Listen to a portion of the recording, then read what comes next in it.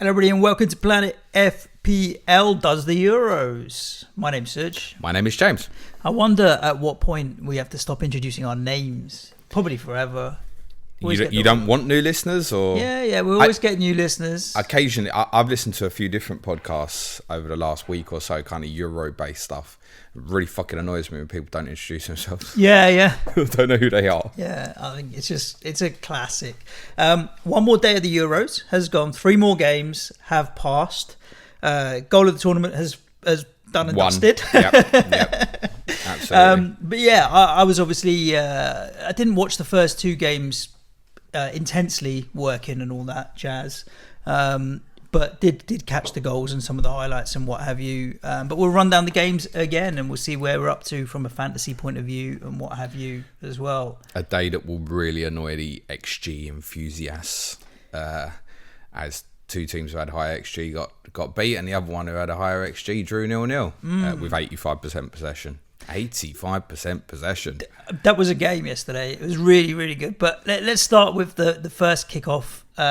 Should we do our fantasy teams now, or should we leave that to the end? We can sum it up in about 60 seconds. I got 2 points from Lewandowski and 6 points from Pau Torres. Yes, 4.5 million defender return. Nice. How many players have you got left to go? Just the one? I've got Bruno. So as long as Bruno's in the team, and to be honest, even if Bruno was a sub, I'll bring him in for Ericsson. That's going to leave me on 70 points with 1 to play. I think I've got about 50 points. So not the best week. I had yesterday Bednarek. He nearly scored at the death, mate. Yeah, disappointment.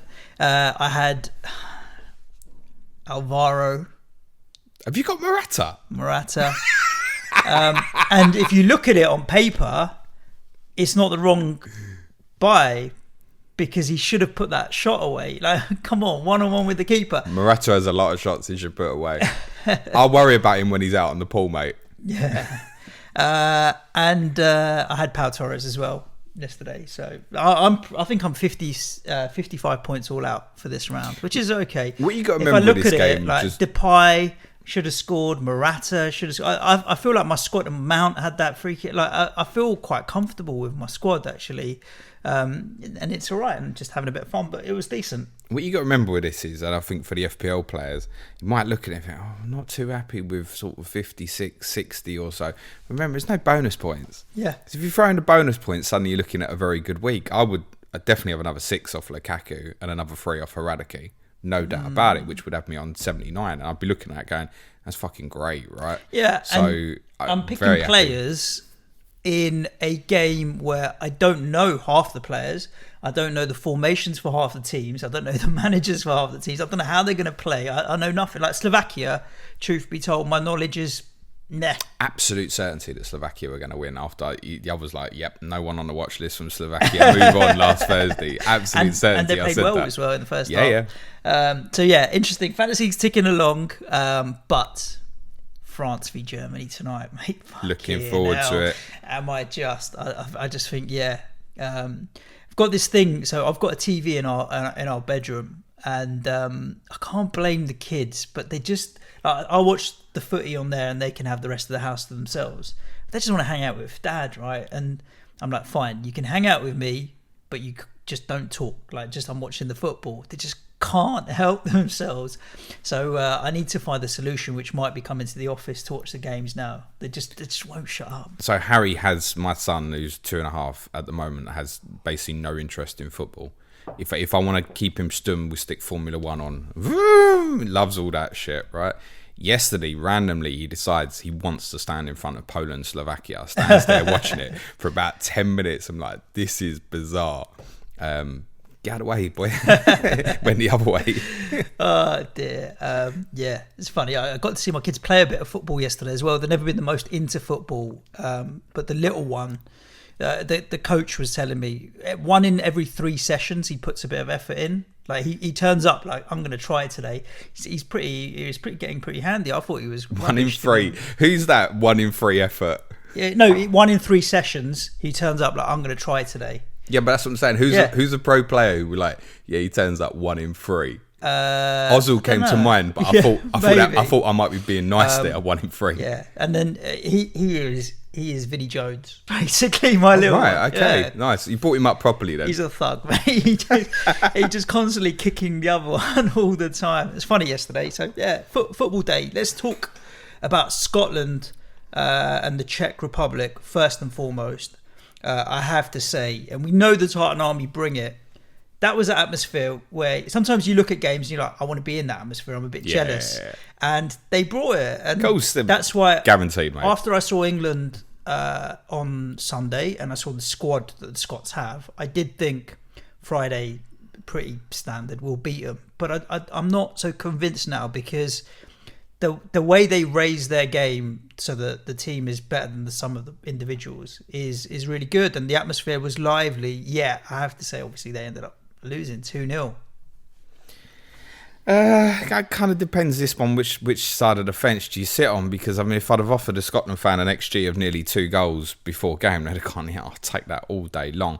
They missed some big chances in the game, but Czechs had some big chances as well. I think the fact that Scotland had so much of the ball almost played into the Czechs' hands a little bit, where they could sit off. But I mean, in reality, Lyndon Dykes particularly had some great chances, and if they'd have had a top elite goal scorer, we know there's not many knocking about, there's every chance they'd have won this game. In fact, if they'll be Schick of it, but if they had the Czech forward playing in their team, there's every chance they'd have won yesterday. Che Adams looked lively when he came on in the second half. Well, Paul McAnulty told us last week, didn't he? So if he goes one up front, it'll probably be Dykes rather than Adams. We were a bit surprised to hear that. He was spot on, wasn't he? Yeah. But I thought Che Adams was decent and showed a little bit of quality when he came on. Andy Robertson was Andy Robertson, mate, up and down that left wing really well. But can't fault the Czechs in the end. They took their chances really well. And your man Schick scored 2 brilliant goals. The header's brilliant, assisted by your pal from West Ham, Vladimir Sufal, who I know you didn't get him in the end. No, it was a bit expensive, I thought. But at 5, I felt the same, but I know there's plenty who obviously did go with him mainly for this first game, so well done. And obviously Thomas Suchek provided, you have got him, haven't you? Yes. Provided you with assist of the tournament. Wow. Talk to me. I mean, I watched this goal a few times, and I'm just trying to think, what could he have done to make it better? Like, sometimes people take these shots from the halfway line and stuff, and they get a bit lucky. The keeper fumbles it or cocks up or whatever. He couldn't have hit just the fade, the dip, the pace, what he did to the keeper, all of it together. It just was phenomenal. Hit it first time, left-footed shots always seem to look sexier than right foot. Everything about it, I could watch it again and again and again and again. I said there'll be Schick of it. I was in the office watching the game, so we've got loads of desks, all social distancing and whatever. I've got headphones on, watching the Scotland game. And obviously, sometimes certain things happen in football where involuntary noises come out your mouth, and this was one of them. Yeah, man. And I don't know what the reaction to me was in the rest of the office, but yeah, it was a wow, involuntary shit coming out of my mouth. I've heard loads of criticism of Hendry having the shot, which was blocked, which rebounds into Schick's path extremely fast. A lot of people say, you shouldn't shoot there because they didn't have cover back. But actually, it's no different to if he tried to pass the ball and didn't get the pass away. Yeah. Actually, in situations like that, where in doubt, you think, I'm going to give the ball away. The best thing to do is smash the thing. You can't think that it's going to ricochet like that. No. And there's been criticism, obviously, Marshall was far off his line. But same thing, you can't expect that. It wasn't like it broke control, down. Right? Yeah. The ricochet off Suchek was so far, straight into his path, and he's looking, isn't he? He's in his own half and he knows what he's doing. Yeah, and Marshall knows what he's going to do as well. And he is pegging it back. And the fact that Marshall ends up looking like he's had a night out with Spider-Man really just added beauty to the goal as well. Completely. Yeah. Because you could see the net wasn't quite right for the rest of the game. Or they must have been thinking about that every time they saw it for the rest of the half. That net doesn't look quite so right anymore. A goal like that deserves the 3 points, so credit to the Czechs. Weldy, mate. Was there anything from that game that made you think that the Czechs or the Scots might give England a bit more trouble than we think? Or do you think England should be beating both of these and going through? In a word, no. And is there anything that you saw that you think Croatia might not now finish second in the group because one of these two sides could give them a bit of trouble? No. Right. To be honest. I mean, if the Czechs get a draw against Croatia on Friday, and then England are potentially rotating the team, should they win on Friday, then against the Czechs next Tuesday, then that obviously puts the Czechs in a great position to be finishing second in the group. Yeah. I'm actually quite... I'm not glad the Scots lost because I'm not anti-Scottish. No, I wasn't. But what it does do is it makes the Friday night game for Scotland a must-win. No, I don't think it does. Well, they've got to get something from the game. They can't lose it. Obviously, they'll go mental if they win. But I think if you offer them a draw, to take it. Yeah, I think you're right. You just got a one-game shot against Croatia. Yeah. You're right. I was probably... but they have to get something from the game. They can't lose that game, Scotland. Can they lose and go through? Yeah, they can. Yeah, because you could finish third, and it probably comes down to goal difference, which losing 2-0 doesn't help, by the way. And you don't foresee Scotland.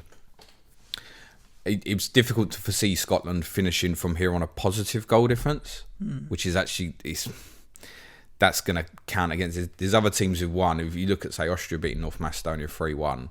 They could lose the last two, maybe by 3 goals, and they might finish on a -1. Scotland have probably got to match that, right? And if they're winning one and losing one, that becomes difficult for them to be one of the third place teams that go through. So I think they'll probably need 4 points to go through. But I mean, there's a set of results. I mean, if England win on Friday and then Croatia win on Friday, then they've got 2 teams above them on 3 points. Scotland would then play Croatia, then obviously hoping England beat Czech Republic. Then again, it comes down to goal difference, doesn't it? And they could all finish on 3 points technically. Yep. So in theory, Scotland could finish second on 3 points. It's extremely unlikely. Let's talk about Poland and Slovakia. A game that, again, similar to the Austria game. I was like, nah, I'm going to sit through this I sit through bits of it because I should, but I'm not really that excited or enthused about this game. I don't see any of these sides going particularly far. But in the first half, from what I paid attention to, Slovakia were decent. I think good going forward. Poland started the second half strong and came back into it. Lewandowski quiet. I thought I didn't see enough from him. Yeah, I think with Lewandowski, it's probably a case that the rest of the team around him are not quite good enough. And once the fella, the number 10, what's his name? For Poland? Yeah, got sent off. Krychowiak. Krychowiak got sent off, then it's going to be quite difficult, isn't it? So. Yeah, I mean, at that point, having equalised and at 1-1, you probably had a bit of momentum. And that obviously killed it a little bit, and Slovakia scored quite quickly afterwards. Lewandowski had one chance quite early in the game where he was running at the 2 centre halves, and he was 20 yards out, and I thought, hit it. And he pulled back onto his left foot, and I think if he'd have been playing for Bayern, he'd have just hit it. It's one for those who said that it's 11.5 million for a Poland forward. You're looking at hindsight, and everyone goes, yep, you're right, shouldn't have paid that money for it. But I think Slovakia were better than what I'd anticipated, in fairness. As we said, they countered during the game really well. Hamsik has still got a little bit about him. He's got very good experience. Obviously, played a part in the first goal, which was brilliantly taken by Mac. I have no sympathy for the great world Czech Szczesny, the first goalkeeper to score an own goal at the European Championships. Duda looked quite lively up front, our old friend from Norwich City. Yeah. And Skriniar scored the winner. He's very highly rated at centre-back from Inter Milan. And I can see yesterday why Tottenham and I think United possibly and a few others have been looking at him. He's a good all-round defender. For Poland, massively disappointing.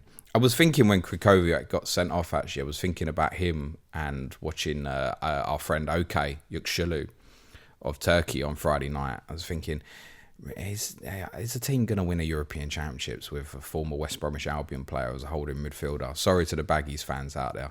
If there's any other Baggies holding midfield players at this championship, do let me know. I think that's a bad result for Poland, actually. Slovakia, I think, deserved to win, really. But, I mean, their XG was low in the game, right? I think they had an XG of 0.4 or so. Yeah. Slovakia. I don't know if international football you get massively high XGs in any way. Well, for Scotland had 2 yesterday. just under 2. So, I mean, there were a lot more chances in that Scotland game. I loved the Czech keeper save from the nearly own goal as well. It's probably saved the tournament so far. These two didn't thrill me. And it's interesting that I think Denmark and Poland were the two who people were speaking about, and obviously Denmark's got situations around it. We thought, these two might break out and win the group, actually, and it obviously doesn't look that way now, does it? And we'll move on to Spain, Sweden in a second, but if you look at Spain, Sweden defensively were really organised. Like they just look, but every time Spain had the ball and passing around, Sweden, they knew where they needed to be. And so can I see Poland breaking down Sweden? I can't particularly.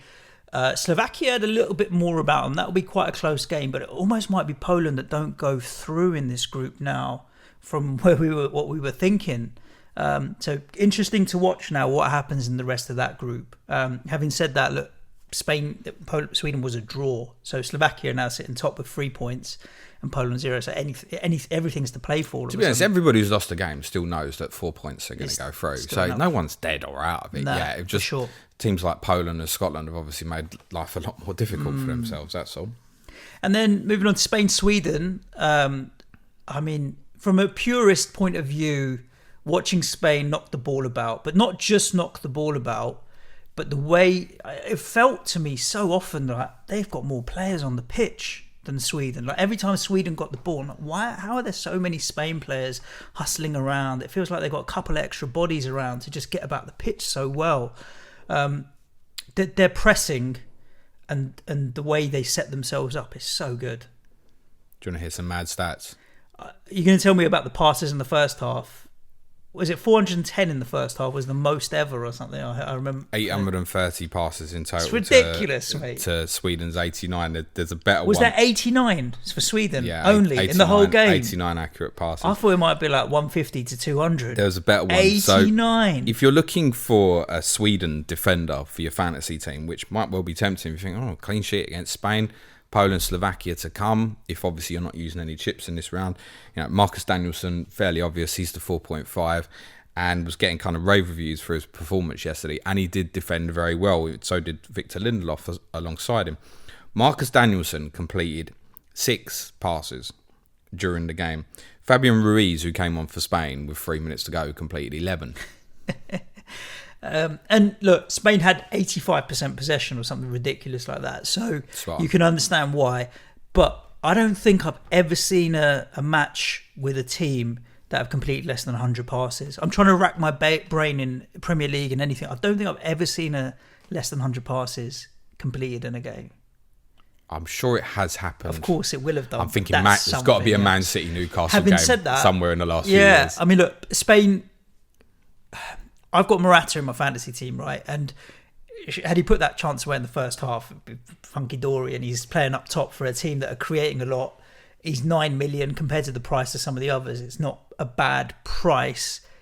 But then I remembered he's Morata. I was listening to Guillaume Balaguer on BBC's podcast this morning on my way in, and he was saying that one of Morata's biggest weaknesses is actually he's not very mentally strong, actually. Instinctive. Like if he just has to not think and put the ball in the back of there, he's probably better than when he's got time and space. Basically, the Spain fans don't want him in the team, and they made everybody in Seville very aware of that last night. So I think there's every chance now that Moreno will come into the team for the game against Poland, which I want to say is on Friday, or is it Saturday? I'm not sure, James. I don't know if it's. I think actually it's the last game. I think Saturday night. Right. I think Moreno will probably come into the team now, which is not going to be a problem for you this week if you're going limitless. Limitless, but and that's an interesting one because if you are going limitless and you want to take that game, I think Moreno against Poland sounds quite appealing now, actually. But the impulse in you is, well, I've got unlimited funds. I want to spend the unlimited funds. Now I don't want the 6.5 million forward. It might be he's more interesting, and Spain generally are more interesting actually for the final game, because having dropped points here, it might be that they still need to go and get a good victory in the last game against Slovakia. So I think Moreno will come round onto people's radar. Simon obviously played in goal, so we've got some clarity on that now. I found it a little bit awkward watching Laporte at right-sided centre-back. Not that he played badly or Pau Torres played badly, not at all. I've spoken about this loads of times in the punch. Just very uncomfortable watching the left-footed player at right-sided centre-back. Pedri's obviously got great ability. This team, though, has got a goal-scoring problem. Massive. It's exactly that. I thought of it and I thought the same. Like they'll dominate games, they'll keep the ball, they won't score goals. I think Dani Olmo looked more threatening throughout the game than Ferran Torres. Obviously had the header in the first half and another long-range effort. I don't have that feel of real goals in those two players, though. And when you look across the substitutes, I don't really have that in terms of... We've watched Spain teams before have very good forwards like David Villa, even peak Fernando Torres going back to like 2008. We've also seen them play with like Cesc Fabregas at false nine and stuff. But when they had that sort of around 2012... they had great attacking midfield players who would cover and score goals. I don't get that feeling with this at the moment with Spain. And I think we're probably looking at the majority of their games in this tournament probably being quite low scoring. Unless Moreno's going to change that. And he obviously had a brilliant season for Villarreal. As I said, I expect him to come into the team now. I also think they weren't helped. Pitch wasn't great, was it? I can't say I particularly noticed, but probably just not. Looked bare in certain areas, and it didn't look like it had been watered properly. Yeah. It didn't run through properly, which I think led to a slower tempo than what Spain wanted at certain points of the game. When you're killing the team to death, if the ball's not running properly, it obviously becomes a little bit easier. I would feel like that defend. Spain team just replace the striker with a peak Costa or Fernando Torres, and suddenly they're a threat again that could win and go all the way. But without that talisman up top, they're not quite good. There's a lot of teams in this tournament that are good, not great. And they'll give anyone a game. And on their day, if Spain beat England, you wouldn't be massively surprised because they'll probably keep the ball 60-70% of the time. But they probably won't. There's quite a few teams that can beat each other. But the cream's going to rise to the top in the end, I think, with Germany and France and that. I think they're in transition. At the moment, Spain, which is there's not a bad good thing. Young players in that team, right? And they're Spanish. It sounds a stupid thing to say, but they play the same way as all Spanish teams ever have. So it's good that when you get teams in transition, they lose identity or change the way they play. They haven't lost that identity. They just didn't have the personnel, and these kids are coming through. Yeah, and I did like the young kid Pedri as well. I mean, looked tidy. He looked fucking 12 though. He just looks young. Tidy player. So young. I think Gary Lineker summed it up best when he said that Messi doesn't mind giving him the ball is a sign that he's a good player. Yeah, of course. Super talented player. There's a little bit of Iniesta in there, which is a naughty comparison to make. But he's 18. Let's see where it goes. I think in terms of those on Limitless, especially with Poland's result last night, you kind of feel like you want to target them. So I think Simon's interesting in goal. Jordi Alba at left back. I had a few people saying last night they thought Gaya might come in and replace him. He's captain. I don't really see that now that he started the tournament, Jordi Alba. But to pick the forward players like Torres and Olmo, I'm not convinced, I'm not convinced at all. So I can see me going without Spain attacking players this week. I must give a shout out to the Swedish forward Alexander Isak as well, who had a great league season. I'm really impressed last night. Those who've seen a bit of him, I think, were like, watch out for this boy. He's a good player. And he had two big moments in the game, didn't he? The original shot, which was deflected, I think it was off Llorente, wasn't it?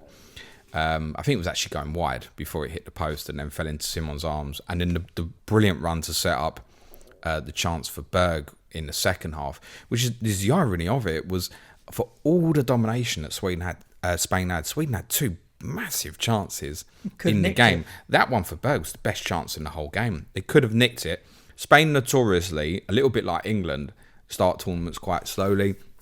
They lost to Switzerland in 2010 in the opening game before going on to win the tournament. And I think they had an excess of 80% possession in that game as well. Sweden are one of them who, I don't know about you, England have played them a lot over the last 20, 30 years or so in tournaments. And it's always one you kind of a bit like, I don't look forward to that. No, there was times where Spain had the ball and you could just see their banks of four or however they were lined up defensively, organised, cutting out the space, as well as Spain were passing the ball. They needed to do something good to break them down, and in the end they couldn't, and that's why it went that way. That was a really enjoyable game to watch for me because of what Spain did. Oh, he was far better than your everyday 0-0. Absolutely, sure. yeah. It was a really good game. So excited and interesting. A good day's football, but it's all about 8 p.m. today, France, Germany. I am ready for that one, mate. Yes, I think it's the game most of us have been looking forward to the most. Shout out to Sebastian Larsson as well, of Sweden. 36 years of age, lasted through the game, worked his socks off. When I saw him in the team, I was like, whoa, I had Yuri Zhirkov flashbacks because we didn't talk about him yesterday. But he's played one game this season. Yuri Zhirkov played for Russia on Saturday at 38 years of age. And mate, his body was dead after about 10 minutes. So fair game to Larsson for getting through that. I would expect both these teams to, Spain obviously, I would expect Sweden to go through as well. Yeah, I think they'll just be too organised. They won't batter the other two. The threat is Slovakia. I think Slovakia-Sweden is going to be quite a good game, and that could potentially be a decider on. Well, interesting from Slovakia's perspective now. How do they treat that game? Because they probably Spain last. Do they want to leave themselves going into that? To be honest, if you'd have offered Slovakia going into the tournament point against Spain to go through, they probably would have taken it. But they can get the job done with just a point against Sweden, basically, at the weekend, and it'd be interesting to see how they play that out. If Slovakia just sit off Sweden, like what worked for them yesterday against Poland, I suspect that's the way they'll play. I wouldn't be surprised actually Slovakia get another result. Yep, indeed. What do you think on the France-Germany game? Do you think that both sides will go for a win and start the tournament with a bang, or do you think they both know that we've got Hungary in the group as well, which we're both going to beat? So let's keep it cagey. If we all walk away from this with a draw, it's not the worst scenario. I don't think either team will complain at walking away with a draw, but I don't think either of them will be setting out to play the game that way. Right. They both go for it. I think so. I fingers crossed it'll be a cracking game this evening. The pressure of today's games is obviously on Portugal. Yes. Which kind of, interestingly, I tipped it up last week to be a game I thought there might be a surprise in, because full capacity in Hungary tonight, but the home teams haven't done great. And actually, it was interesting yesterday in the Scotland game. I know you mentioned the support was brilliant, but there was a couple of points at 2-0 where the frustration, you could feel the kind of negative energy coming out when Scotland were overplaying a bit at certain times, defending against Scotland overplaying. But I think the crowd wanted them to just get the full forward, because when they did, they were obviously creating opportunities and stuff. For sure. And you could feel that negative energy coming off. And yesterday with Spain and the whistling of Morata and stuff, in many cases it's had a negative impact. Whereas if you think of England at Wembley, there's been so much about the taking the knee and stuff. I think it's overwhelmingly positive. Yeah, a little bit. Good. There we go. That's today's kind of rundown on the Euros. Tomorrow will be interesting because we're limitless. Was there anyone from those games yesterday that stood out to you to make you think, yeah, I want them on a limitless chip this week? Because there was one player for me that stood out who came onto my radar who didn't play yesterday. On limitless? Yeah. Moreno? No, it was actually someone who wasn't playing yesterday, who, having watched the game, made me think, yeah, don't mind him as a punt. Which team? Croatia. Old friend of mine. Player you know I rate. No. Perisic. Well, he hadn't played in the previous game, did he? Obviously. It was he played for Croatia on Sunday, but didn't play in the game yesterday. That's why you're confusing me. Sorry. What I noticed when Czech Republic played Italy in a friendly, when I was doing some research on Italy, was the Czechs overcompensate.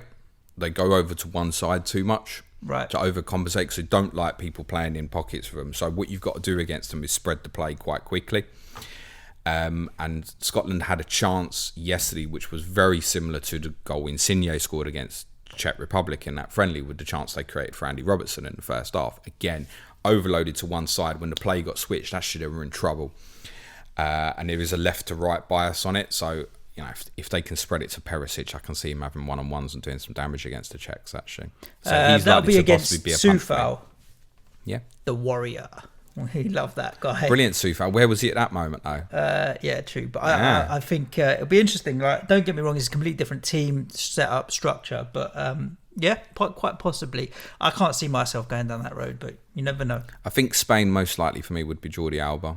Mm-hmm. But we'll go through our teams tomorrow Limitless morning. Tomorrow, because once France-Germany is done, that'll be it. Time to hit the button on it and tinker around. So stay tuned. Tomorrow we'll be live. I mean, YouTube premiering around midday, and the podcast, as soon as we record bright and early, will be out for you. Patrons, if you want to head over to Slack, you can get your questions in for the Q&A that we're recording today. Tomorrow, Premier League fixtures are out. Boom. So we will be recording a podcast for the patrons all about that. And on Thursday, bit of Tottenham. You got a manager yet? Any minute now. Any minute now. We've got a managing director. Does that count? Well, it depends if he can manage. So we will be recording Tottenham on Thursday. It's more a case of if Daniel Levy lets him manage. It's probably more the point. So stay safe wherever you are. Thank you again for all of your support. Reminder on the Patreon, if you sign up in June, July is actually free, and there's going to be a ton of content in July because obviously the games will open. We've got all sorts going on with that. So might be worth considering, and the Slack community is growing stronger and stronger every day. But as I said, stay safe, enjoy the sunshine. Chat for now. Thanks, everyone. Good luck today. Cue music, please, man child.